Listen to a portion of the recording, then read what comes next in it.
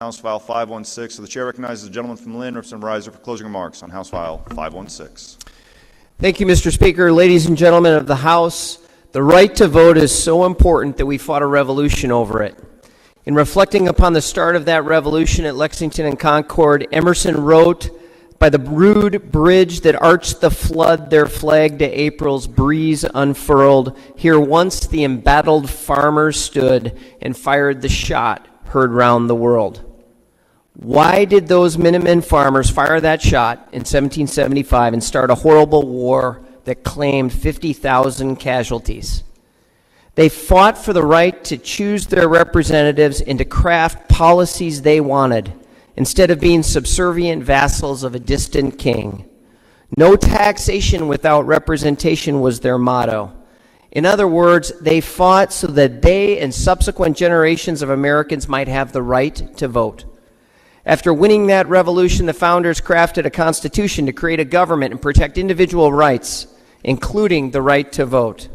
In fact, when one considers the 14th, 15th, 19th, and 24th Amendments, the right to vote is singled out more than any other right in the Constitution.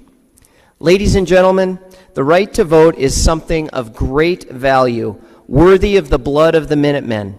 It is enshrined in our Constitution. It is something passed on to us to honor and defend.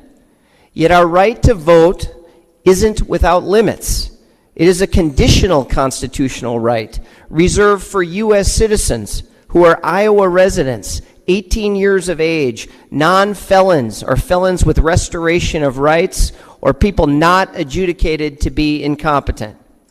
For the state to properly protect the right to vote, it has an obligation to ensure that voters meet those constitutional criteria.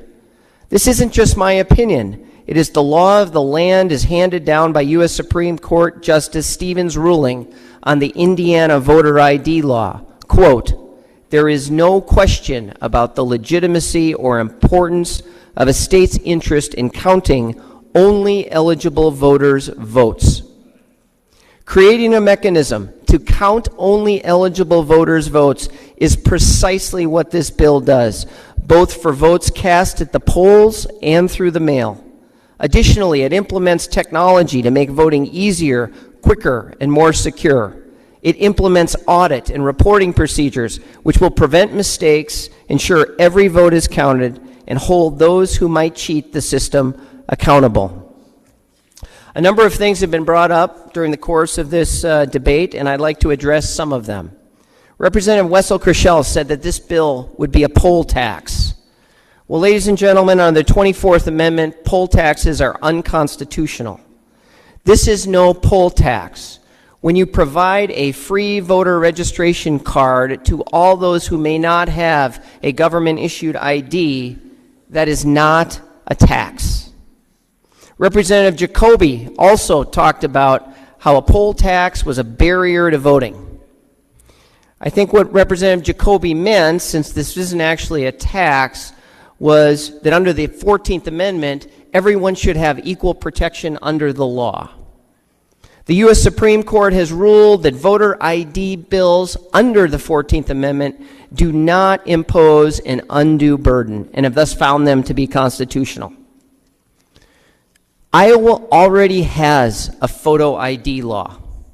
10 years ago, in this chamber, a bill was passed that imposed a photo ID requirement for Election Day registration and voting. 15 members in the chamber today that were in the majority at that time voted for that bill, and not a one of them said then that it was discriminatory or it would suppress a vote to ask someone for their ID to verify their identity. That bill was supported by the ACLU and the League of Women Voters. It's been 10 years since we've had photo ID in the state of Iowa, and during that time there has not been a single complaint, a single court case, nothing that would imply or directly show that we have a racist photo ID bill, a vote suppression photo ID bill, or anything else. And yet 15 members who voted for that stood up in this debate, many of them, if not all of them, and said that the voter ID requirement in this bill is somehow racist, discriminatory, suppressing of the vote. I'd like to know what has changed in 10 years so that a photo ID bill that was non-discriminatory in 2007 now suddenly has become discriminatory. I think it is the height of hypocrisy. The argument has been made here that certain groups are disproportionately represented in the group of Iowans who do not have photo ID, and that this bill, because of that, will have a disparate impact upon those groups. This is simply not true. Those who do not have a government-issued ID will get a free government-issued voter registration card delivered to their mailbox without any effort on their part whatsoever. This is not a disparate impact. It is a disproportionate taxpayer-funded benefit to ensure that every Iowan, whether white, black, Hispanic, transgender, or anything else, will be able to exercise their right to vote. We have heard again and again and again on this floor that there is no election misconduct in Iowa, so why are we doing this? According to the Secretary of State, 41 felons voted in 2016 who shouldn't have voted. And as we heard at the public hearing, we have had races in the state of Iowa with margins as small as 8 and 13 votes. So that matters. We brought the auditors before the state government committee, and every single one of them said their primary concern was that there was no verification whatsoever with absentee voting. And given that 40% of Iowans vote absentee, they expressed significant concern about that. When we hear there's no report of fraud, it's interesting to me because, number one, if you don't check at the polls, well, of course you're not going to have any indications of fraud. You have to check in order to find cases of fraud. And then secondly, there's no formal reporting process. So if you do find fraud in a particular county, there's nothing in code that says you have to report that up to the state, which would consolidate that data so that we really would have a good picture of what is going on in regards to election misconduct. This bill solves those problems. There's been a lot of discussion here about registration versus voting. And some of my colleagues argue that because we have proper ID confirmation for registration, we need no such verification to vote. This would be true if we had a constitutional right to register. But we have a constitutional right to vote. When someone casts a vote, we need to ensure that they meet the constitutional criteria of being a U.S. citizen, being an Iowa resident, and that they are who they say they are. This is common sense, and Iowans get it. Iowans across the state agree with this bill.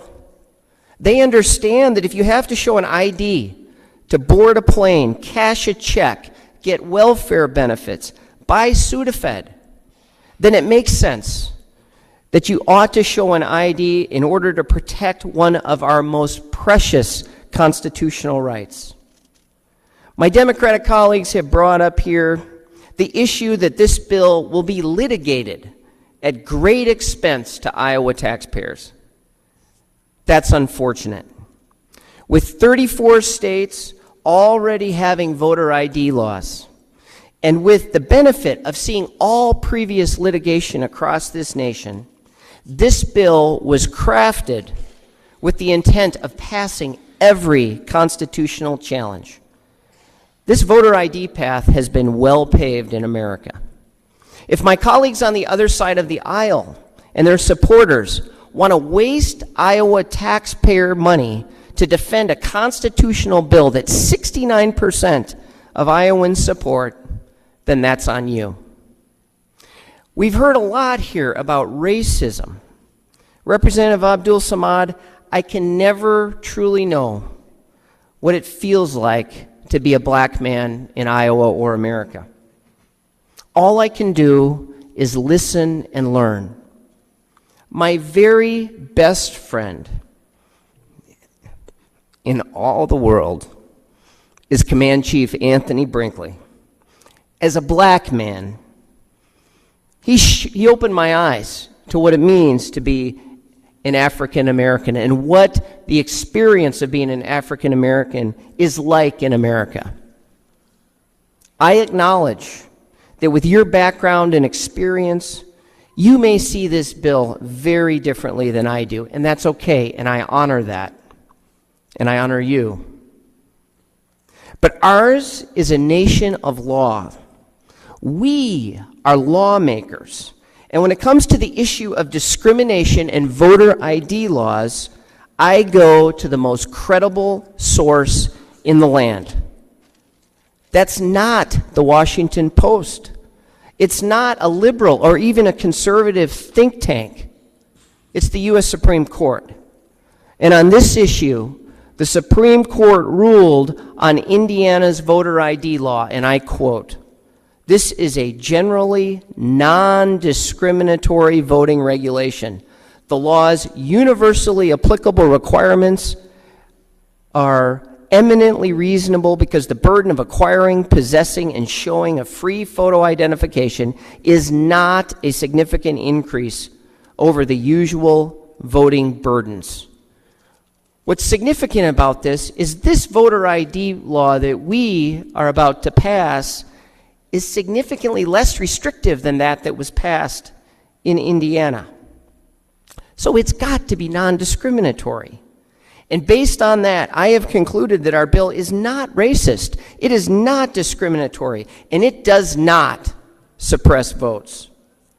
Some of my colleagues in this chamber have implied that those of us who hold this view are racist, and have even brought up that we're passing some sort of Jim Crow law. Disagree with me if you will, but to call those who simply disagree with you racist is itself racist and offensive.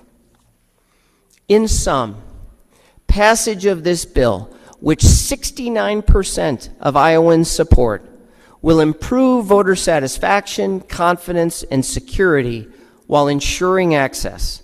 It will pass constitutional muster, and it will make Iowa the 35th state in the union to have such protections. Thanks to the members of my subcommittee, Representatives Hine, Kester, Lensing, and Winkler. I'd also like to thank Secretary of State Pate and his staff for working so hard to bring this bill forward. And with that, Mr. Speaker, I move the bill. The gentleman from Lynn moves the bill be read for the last time and placed on its